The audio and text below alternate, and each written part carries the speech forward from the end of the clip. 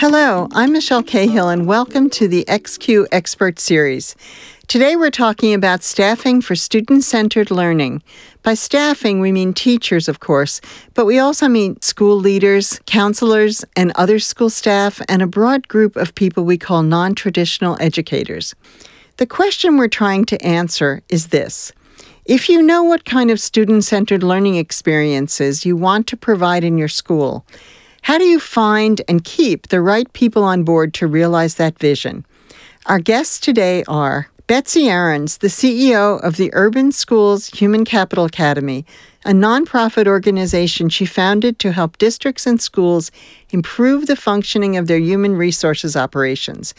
Genevieve DeBose, a secondary school English teacher who has taught in both district and charter schools in Los Angeles, Oakland, and now the Bronx. Genevieve is also a National Board Certified teacher and a member of the National Commission on Teaching in America's Future. Hillary Sammons, the founder and executive director of the Providence After School Alliance. PASA has built an incredible system of expanded learning opportunities, engaging and serving thousands of middle school and high school students every year. Welcome. Genevieve, can you tell us a little about your career and the different schools you've taught in? It'd also be great to hear a little about why you decided to become a National Board Certified teacher. I started teaching in the district that raised me, Los Angeles Unified, where I taught in a large traditional middle school. I've also taught in Oakland and now in the South Bronx in smaller charter schools. I left teaching for 3 years to do some policy work and really missed being in the classroom. And I'm now in a traditional New York City Department of Ed 6 through 12 public school. I became National Board Certified in my 10th year of teaching. I was at a place in my career where I didn't feel as if I was being pushed, and I wanted an opportunity to learn and develop. I wanted to be part of a network of accomplished teachers. I wanted to be around people that I could learn from and grow from.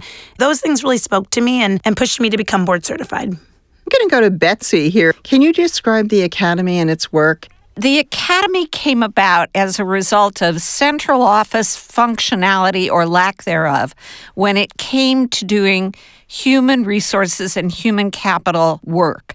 People in the central office are responsible for making sure that schools have the best quality and best caliber teachers and other staff. What I found when I was in New York City is HR was really getting in the way of finding and keeping great people. So we worked very hard in New York to do a transformation, and since then we've done it in a number of districts across the country to make sure they have a comprehensive approach to finding and keeping great quality staff. Let me turn to Hillary and ask you to tell us what's the Providence After School Alliance and what does it offer students? PASA was formed about 12 years ago as part of an initiative that was happening across the country, largely funded by the Wallace Foundation, but other foundations as well, that we're looking to have cities and communities build more robust after-school systems. And there was a really strong emphasis on what cities could build through public and private partnerships, mobilizing the nonprofit, non-traditional education community, and to organize them in a systemic way to serve lots of schools, as Betsy has talked about. How do you ensure that there's quality approaches and practices, whether it's a basketball instructor or a robot builder or someone who's doing a design build project or some STEM learning out in the field? How do you ensure that there's consistent quality across a whole network of nonprofit organizations and also including teachers, and how do they all work together sharing same practices? So that's what Providence has done, serving about 2,000 youth, bringing together formal faculty from schools, working together with the non-traditional or community educator. There was a fun example last summer when our mayor came to visit a summer STEM sailing program when we had teachers, science teachers working alongside sailing instructors, and the mayor, who was originally from Guatemala, asked all the kids, how do you know how to sail? I'm from Guatemala. I've never even thought of sailing. 3 kids shot up their hands and said, we're from Guatemala too. That's so cool. We know how to sail and we could teach you. And the teacher from our school didn't know how to sail, but now we work together with her and our sailing instructor and do all these sort of math problem solving around the weather and tide charts. So that's what's kind of cool about our convergence of the non-traditional and the traditional teachers. Well, you're really getting us, all three of you, into the space of reimagining roles, reimagining learning experiences, reimagining partnerships. Since we're talking about staffing, talk a little bit about hiring. We know as one of the first challenges that a new school will face. Genevieve? I've always taught in high-need schools, and we as teachers don't necessarily reflect our students. How do we recruit and retain teachers that represent the students that they'll see in their classrooms? There's a really great new organization that I'm involved in called the Black Teacher Project. It's come out of New York and Oakland. 2 to 3% of all of our teachers across the country are Black and Latino males. Last week, after school on a Wednesday, I went into my colleague's classroom. It was probably the bell had rung like 15 or 20 minutes ago. And my colleague, Mr. Calendar, is a veteran Black male math teacher. And he had 3 boys in his room, all Black and brown boys, just in this like heated discussion around all kinds of things, math, basketball. And they did not want to leave his side. And I said to a colleague in the hallway, I was like, this is why Black male teachers matter. My boys aren't connecting to me that way. I think also about students who are lesbian, bisexual, gay, transgender, and queer, or have a range of gender identities, and thinking about how do they see themselves in our schools. And so I think schools that I've found that are really wonderful about recruiting and retaining a diversity of teachers are places where you can talk about race, or you can talk about socioeconomic status, and we as teachers can say, you know, I grew up in a middle-class family. I don't necessarily know what it means to go home and not know where my next meal is going to come from. How does that impact how I teach my kids? And if you don't have those conversations, or there's not a structure in place, it makes it a lot harder to keep folks and to help us all grow as educators, and to make teachers who sometimes are not in the majority want to stay. Betsy, how do you search for the qualities that Genevieve is describing and hire the right combination of staff? I couldn't agree more with what Genevieve just said. Teaching is a team sport, and the mindset is critical, because when you're hiring, you can teach a lot to your staff around content, curriculum, methodology. You cannot teach a different approach or mindset. If someone comes in and doesn't believe that all children should and can learn, if someone comes in and doesn't believe in collaboration and wants to close the door, that is a very hard characteristic to work with. They have to have openness to critique, so they cannot be defensive and constantly resist getting better and having continuous improvement. So I think many teachers feel like they're criticized often, and yet you speak about a mindset to be open to critique. How do you think about that in a way that both professionalizes respect inside a school and also creates a mindset that breaks into this privatizing isolation? I honestly think that, again, what Genevieve and Hillary mentioned, the relationships are very important. If you have that relationship with your teachers, they should be extremely open to hearing what areas of strength they have, which I'm sure they have many, and then those areas where they might benefit from either observing another teacher, going to another building, having dialogue with their fellow teachers or with the principal. I wanted to echo what Betsy was saying. Learning really needs to happen for everyone. So, of course, for our students and for our educators. I think you're right. There needs to be a strong relationship between administration and teachers to create a space where we would be open for critique. I've been in schools where maybe there wasn't the best relationship between administration and teachers, but teachers got together and said, hey, I'm really struggling with this. Can you just come in and watch me? Because I've noticed your relationship with these 3 kids is very strong, and I'm really hitting a wall. And so this notion of like doing it in a very non-evaluative space, but in a space where I really just want to get better, and I'm going to make myself vulnerable because this work is really personal and can be very intimidating. I think you're all emphasizing the importance of the relationships functioning well among the adults into a coherent approach with the mission of the school. Hillary, you've created a system that's quite complex that connects non-traditional educators with students and schools. Why is this so important for young people, but especially students in high-need schools? In Providence, most of our students in our public school system are high-need students. What they need that I think the non-traditional after-school expanded learning community brings is a relevant exposure to the real world. The reality is a lot of times academics just doesn't make sense when you've never been to the ocean. I mean, we live in the ocean state, and I would guess that 75 to 80% of our public school kids have never been to the ocean. Most of them have never been to museums. Most of them think they're not allowed on the college campuses that are surrounding their neighborhoods. So they have so little experience and exposure to what's oftentimes so text-based. So I think it's extremely important that students connect to real-world educators who are doers and makers, people who come to us with a passion and an expertise in a field, whether they're an artist or a fashion designer or a musician or a theater artist or a engineer or a maritime environmentalist. They come with this passion and have chosen oftentimes to only teach in a non-traditional space because they don't want to be inhibited by a classroom. We needed to invest up front in the relationship building between the formal and the non-traditional because there was some, I think, intimidation. We had math teachers that were matched with design build programs, and I'll never forget the teacher at first was really kind of threatened about the thought of using power tools.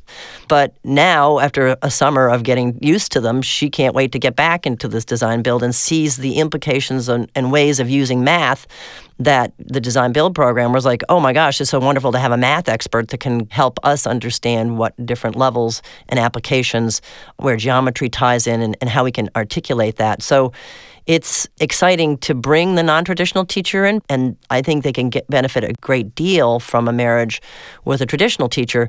I think it's really critical that we continue to expand non-traditional pathways into traditional teaching.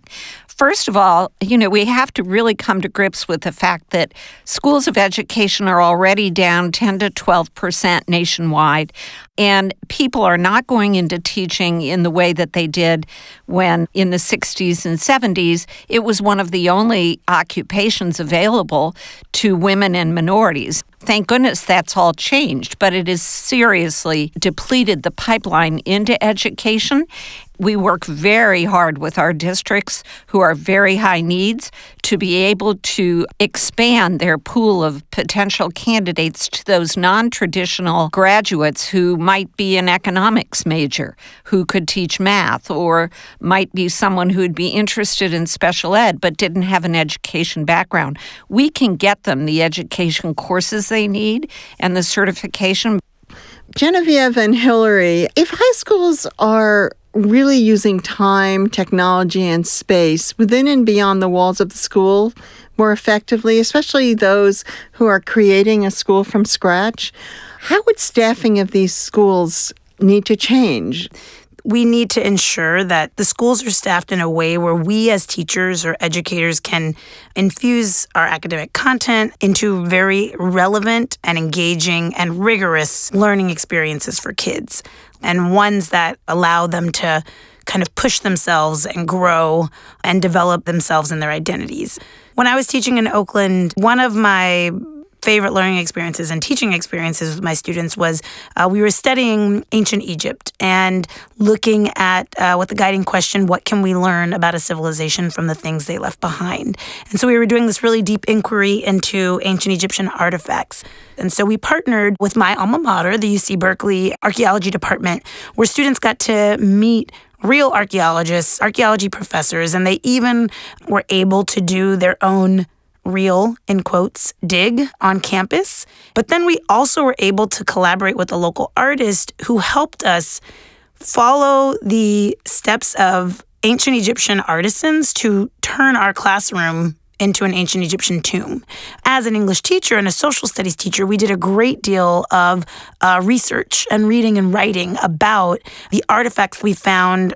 And my students then adopted that role of archaeologist to lead people through this tomb that they had, quote unquote, discovered, right? And so it was this really wonderful collaboration of outside educators and educators within our school, and to bring something that happened, so long ago into the relevancy of Oakland kids in, the 2000s.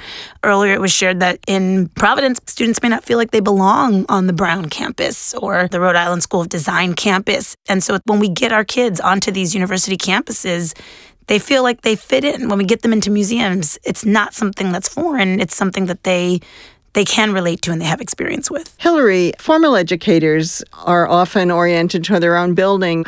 You've been getting them out into the community in new ways. How can people also design and imagine that?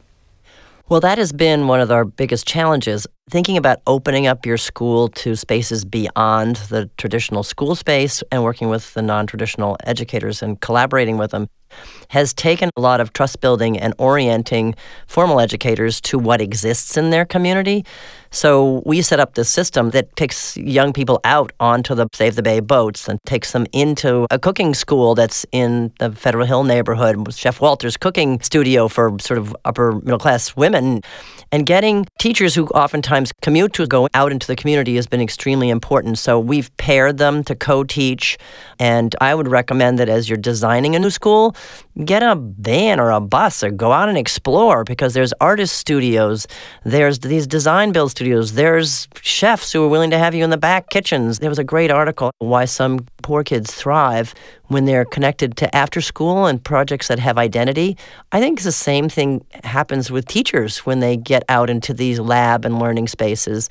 They start to realize the application and the relevancy that they're trying to take back into the classroom are enlivened in those spaces. So I think it's as true for kids as it is for teachers who are looking for innovation. I wanted to just add one more thing. When designing schools and thinking about who are our kids' first teachers, we think about families and parents. And one school that I worked at that did something pretty amazing was in Oakland.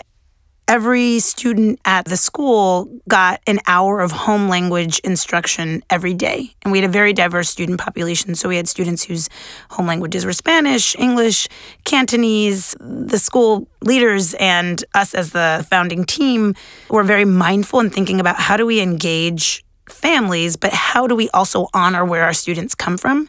And so parents were trained and hired as home language instructors. They had the support of a credentialed teacher. That is the school where, of all the schools I've worked in, we had the strongest relationships with our families. And I think the fact that families knew, oh, we're valued here, we are welcome here, we're teaching here, and students could see where I come from is valued. By integrating the high school with the community, we're really talking about teachers as facilitators and not fonts of knowledge. And we've had, I think, one of the most unfortunate practices of having kind of cookie-cutter schools where every classroom at the elementary is 1 to 25, and at the high school it's 1 to 150, whatever the ratio is. And we really have to break away from that. We have districts like Denver and Charlotte-Mecklenburg where the teachers are taking on a very different role, where an elementary teacher who is highly effective is taking responsibility for all the kids in the third grade. And teachers are working with that teacher leader to make sure that students are grouped and regrouped differently every day depending on what they learned the day before. So I think rethinking the role of the teacher as a facilitator of all the knowledge that is both within the school but also outside the doors of the school, in the families as well, is a very different approach to rethinking how we're going to staff. I've noticed that recently some universities are now teaching AP courses online for high school kids. And I'm wondering if we're really ignoring this entire body of knowledge that's out there that is way beyond what any teacher could possibly absorb and train for. So even though they may come in with a strong body of knowledge, there's so much more knowledge in their field. We cannot assume that people coming out of the universities have the total body of knowledge that they need to have, or the strong academic background that really is comprehensive enough for what the students need to have for the future. So, given this big challenge of getting the people that we need and the relationships that are needed for this kind of deeper learning, deeper teaching and learning, how do you build a school culture that supports student-centered learning? I hope that builders of these schools will look to this whole network. There's a whole network of cities like Providence and the Providence After School Alliance that have been really working collegially across our after-school systems. And there's about 9 of us, part of a group called Every Hour Counts. We've really thought about how do you take the youth development practices of the instructor and how do you build those in a way that they can crosswalk very nicely with the Common Core and with next-gen science standards and with the workforce skills. And when you think about youth development, it really is about the teamwork and the problem solving and effective communication and giving students agency and leadership and creativity and engagement in learning in this hands-on experiential environment, which is really the habits of mind of the Common Core. So our field's been really thinking about these social-emotional skills and measuring for them, and I think are a real resource for the high school designers out there to really look to the Every Hour Counts network, because we've done a lot of measurement and metric and reflection and professional development with our colleagues in our communities on how do we get better at this. I couldn't agree more with you, Hillary, and it makes me think about data, because I was thinking about just what kinds of data are most important to me as an educator, and the very first thing that came to mind was this social emotional data. And that, as an educator, is where I go first in thinking about who are my kids as people, starting off the year with our family survey. My families know their kids best, so having them give me, as one of their classroom teachers, information about how they best learn. What do you love most about your child? You know, when they get frustrated, what do you see and how do you encourage them? That kind of data is key for me. If I don't have that social emotional data first, it's a lot harder for me to dive into some of that more academic and intellectual data and to think about how do I measure, you know, how my students are growing as writers over a particular period of time, which is just as important. But I feel like that social emotional piece is key. One of the things that you've said that is absolutely essential and a real change from the past is that data about young people includes their interests and their assets. So many times the data that we've given to teachers are all about the problems, and particularly in high needs schools. And sometimes the most caring people take that and almost have a reaction of lowering expectations on the academic side. I keep thinking how important this is. We have so many students that are just not thriving and doing well in school, but they're thriving in this alternative space. And we've discovered a student who's designed these amazing badges for us, and we've taken him to a design charrette at an advertising company, and he kind of led the whole design discussion, and only to find out he doesn't talk to anybody at the school. No one's ever heard him talk, but he talks to his art instructor, and he sure talked at this charrette, and he talks to his after-school coordinator. And it's when the teachers see them in these alternative spaces that they discover what Genevieve was talking about, these amazing assets they have that they are keeping privately to themselves that could explode in the classroom if only the teachers knew. Mm-hmm. So trying to get this in when you're designing a new school or, you're redesigning, how important is teacher leadership? I don't think this work will be done or sustainable if teachers are not leaders in the work. Ultimately, we are the people who have the most contact with students. And I say teacher, I'm expanding the notion of teacher to not just be traditional classroom teachers, but many of the teachers that Hillary and Betsy have talked about outside of traditional structures. There need to be structures and systems in place for teachers to come together, to collaborate, to organize our instruction so that it's not only relevant to kids, but it's academically demanding.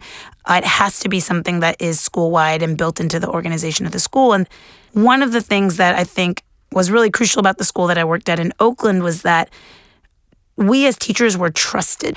And one of the things was they recognized and said, what do you guys need to get better at your profession and at meeting the needs of our students? And so that is the school of all the schools I've worked at where I had the most professional learning inside and outside of my building. And I could say, I'm really struggling in this area. And they would find the space to help me create an opportunity to learn more. So I think that was really key in terms of teacher leadership, needing to have, number one, an administration that supports the idea that teachers are valuable, which sounds also very crazy to say. At another school I worked at in the Bronx, we as teachers recognized a void in our learning and our professional development. And so we said to our admin, would you be willing to give us one afternoon 2 times a month, and we'll make it voluntary. And, anybody that wants to join can. We had 100% of the teachers in our building say, yes, I want to be engaged in an inquiry-driven professional learning experience. That was one of the best professional learning experiences of my teaching career. I wanted to comment on Genevieve's the concept of how teachers grow and learn. In this country, most schools spend about $18,000 per teacher, what they call professional development. As we rethink high schools, we've got to rethink how we're using money and how we are helping teachers grow and learn both from each other and from outside sources. Involving them in how they learn the way she described is so much better use of resources. For us in Providence, the summer is a really invaluable professional development time. And I would hope that as people think about summer, in their school designs, they would think about that as time and space to experiment, to get out in the field. So this has been a really rich conversation. We are moving into a very different world in which jobs are changing. We don't even know what kinds of work young people will be doing in the future. We know they will need to be better educated, and everyone will need to have a combination of academic and youth development capacities. Teaching will have to change. What's the most important change that you see happening in teaching, and what makes you optimistic about school design and the future of teaching and learning? This may sound very self-centered, but the idea of teacher leadership and this notion that as educators, we know what we need. We know what's best as professionals for our own learning and then also for our students. Thinking about ways that we can create systems and structures to really play with time and play with collaboration so that teachers can lead without having to leave the classroom. That connection to students is so key. And when you step out of that, you very quickly forget the intensity and the emotion and the intellectual challenge that this profession requires us to take on. So creating spaces and structures for teachers to lead and still be present with students is really exciting to me. Betsy? I think differentiation, just as we expect teachers to treat students with individuality, every one of our schools is different and unique, and every one of our teachers is different and unique. 10, 15 years ago, we were treating everyone exactly the same.